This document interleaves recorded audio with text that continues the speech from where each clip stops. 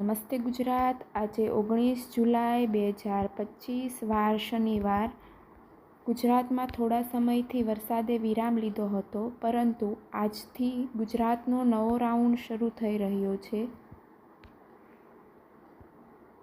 ખાસ કરીને એક નવી સિસ્ટમ સક્રિય થઈ છે. એની સીધી અસર ઉત્તર ગુજરાતના ભાગોમાં પડી શકે છે અને ઉત્તર ગુજરાતમાં ભારેથી અતિ ભારે વરસાદ વરસી શકે તેવી સંભાવના અને સૌરાષ્ટ્રમાં પણ સારો એવો વરસાદ થઈ શકે તેવી સંભાવના. હવામાન નિષ્ણાંત પરેશ ગોસ્વામીનું શું કહેવું છે અને આગામી વાતાવરણ કેવું રહેવાનું છે તેના વિશે વાત કરીએ આજના આ વેધર અપડેટમાં. ગુજરાતમાં 2 થી 3 દિવસથી ક્યાંક ને ક્યાંક છૂટાછવાયા વરસાદ પડી રહ્યો છે, પરંતુ આજથી હવે વરસાદનો નવો રાઉન્ડ શરૂ થઈ રહ્યો છે અને ખાસ કરીને આની સીધી અસર ઉત્તર ગુજરાત બાજુ થવાની છે. તેની વિગતે ચર્ચા કરીએ તો કયા વિસ્તારમાં કેવો વરસાદ વરસી શકે વિંડીના માધ્યમથી જાણીએ તો કચ્છમાં ભારે વરસાદ થવાની સંભાવના છે. તેમાં પણ ગાંધીધામ અને રાપરમાં ભારેથી અતિ ભારે વરસાદ થવાની શક્યતા છે.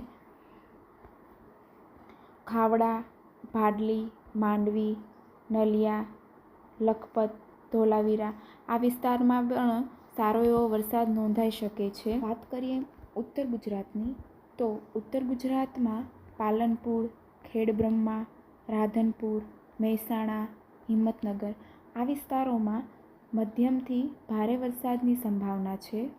વાત કરીએ મધ્ય ગુજરાતની તો મધ્ય ગુજરાતમાં અમદાવાદ અને વિરમગામમાં પણ સારો એવો વરસાદ વરસી શકે તેવી સંભાવના. વાત કરીએ સૌરાષ્ટ્રની તો સૌરાષ્ટ્રમાં સુરેન્દ્રનગર, ચોટીલા, રાજકોટ, જામનગર, દ્વારકા, પોરબંદર, ગોંડલ, જસદણ, બોટાદ, જૂનાગઢ, ભાવનગર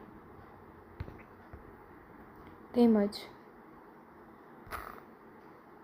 વેરાવળ, મહુવા, અલંગ આ વિસ્તારોમાં પણ સારો એવો વરસાદ વરસી શકે તેવી સંભાવના. વરસાદ વિશે પરેશ ગોસ્વામીનું શું કહેવું છે, ચાલો તે જાણીએ.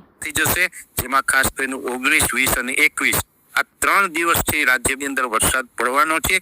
આ 3 દિવસ જે રાજ્યની અંદર વરસાદ પડવાનો છે એમાં સાર્વત્રિક વરસાદ નહીં હોય, પણ રાજ્યના ઘણા બધા વિસ્તારોમાં વરસાદ હશે. હવે એ વરસાદ પડવાનો છે એમાં સૌથી વધારે અસર છે એ ઉત્તર ગુજરાતના વિસ્તારોની જોવા મળે એવી શક્યતાઓ છે. ઉત્તર ગુજરાતની અંદર પણ ખાસ કરીને વાવ, થરાદ, બનાસકાંઠા, સાબરકાંઠા, પાટણ, મહેસાણા અને ત્યારબાદ જે આપણે અરવલ્લીના ઘણા બધા વિસ્તારો છે એની અંદર આની તીવ્રતા થોડીક વધારે હશે.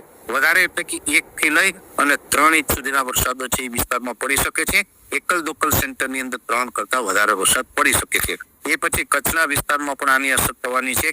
કચ્છમાં પણ ઓલ ઓવર છૂટાછવાયા ઝાપટાઓથી નોંધાશે, પણ ખાસ કરીને કચ્છનો જે રાપર તાલુકો છે એટલે કે વાગડ વિસ્તારો આવી જાય એમાં રાપર તાલુકો આવી જાય. ત્યાર પછી જે ઉત્તર તરફના જે વિસ્તારો છે જેમાં રાધનપુર જેવા વિસ્તારો હોય છે, સાંતલપુર છે, સમી છે, લાખણી છે, આ તમામ વિસ્તારોમાં પણ સારો એવો વરસાદ પડે, 1 થી 3 ઇંચ સુધીનો વરસાદ પડે એવી શક્યતાઓ છે. સૌરાષ્ટ્રની અંદર પણ ઓલ ઓવર આના વરસાદના જે ઝાપટાઓ છે પડવાના છે, પણ ઉત્તર ગુજરાત કરતા સૌરાષ્ટ્રની અંદર આની અસર થોડીક ઓછી જોવા મળી શકે. તો પણ સૌરાષ્ટ્રના તમામ જિલ્લાઓ છે, સુરેન્દ્રનગર હોય, મોરબી હોય, પશ્ચિમ સૌરાષ્ટ્રના દ્વારકા, જામનગર, પોરબંદર હોય, જુનાગઢ હોય, રાજકોટ હોય, બોટાદ, ભાવનગર, અમરેલી, ગીર સોમનાથ બધા વિસ્તારોની અંદર વરસાદ ચોક્કસથી જોવા મળશે. તો વરસાદની જે તીવ્રતા છે સૌરાષ્ટ્રની અંદર ઓછી હશે 19, 20, 21માં, પણ હળવા ભારે ઝાપટાઓથી ચોક્કસથી નોંધાય એવી શક્યતાઓ છે. મધ્ય ગુજરાતમાં પણ એકંદરે ઝાપટાઓ પડતા રહેશે. પછી એ વિરમગામ હોય, ગાંધીનગર હોય, અમદાવાદ હોય, આણંદ, નડિયાદ, વડોદરા જેવા વિસ્તાર હોય કે મધ્યપ્રદેશ બોર્ડર લાગુ વિસ્તાર હોય, તમામ વિસ્તારોની અંદર હળવા ભારે ઝાપટાઓ જોવા મળશે. દક્ષિણ ગુજરાતની અંદર પણ આ વરસાદ જોવા મળી શકે, પણ દક્ષિણ ગુજરાતની અંદર હળવા ભારે ઝાપટામાં થોડીક તીવ્રતા સૌરાષ્ટ્ર કરતા વધારે જોવા મળે એવી શક્યતાઓ છે.